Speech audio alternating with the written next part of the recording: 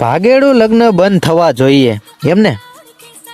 તો એ લોકોને પહેલાં તો દ્વારકાધીશના મંદિરે જવાનું બંધ કરી દેવું પડે. કેમ કે જે ભાઈ એની બેનના ભાગેડું લગ્ન કરાવ્યા એને પૂજવા તો આપણે ન જવાય. અને જેને આ ફાકા ફોજદારી લાગતી હોય એ મહાભારત વાંચી લેજો. મહાભારતમાં સુભદ્રા હરણ પર્વ છે, એની અંદર 219 થી 223 અધ્યાયની વચ્ચે પૂર્ણ માહિતી મળી જશે કે કેમ શ્રી કૃષ્ણ ભગવાને એમની બહેનના ભાગેડું લગ્ન કરાવ્યા.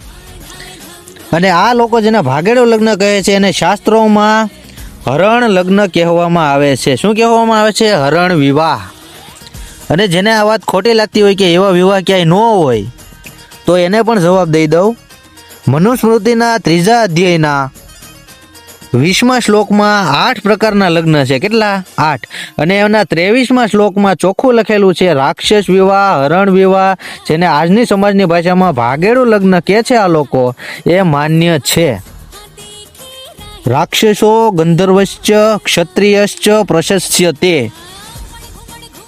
અર્થાત ક્ષત્રિયો માટે ગંધર્વ વિવાહ અને રાક્ષસ વિવાહ, હરણ વિવાહ માન્ય છે.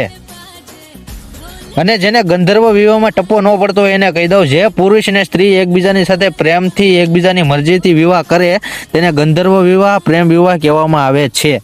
તે શાસ્ત્રમાં લખેલું છે ચોખ્ખા શબ્દમાં, જેમાં માતા પિતા કે વિધિ વિધાન ફરજિયાત હોતા નથી.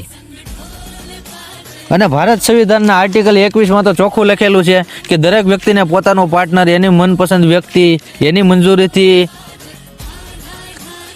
એની પસંદથી નક્કી કરવાનો અધિકાર છે. ને જો આ નોટિસ વાળો અને માતા પિતાની મરજી વાળો કાયદો અમલમાં આવે તો શું શું મસ્ત એવા ફાયદા થાય છે એ પણ જાણતા જાઓ.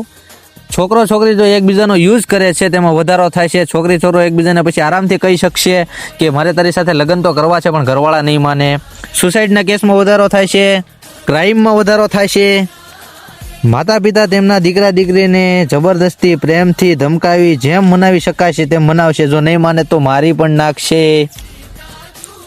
ઠીક છે, ધન્યવાદ.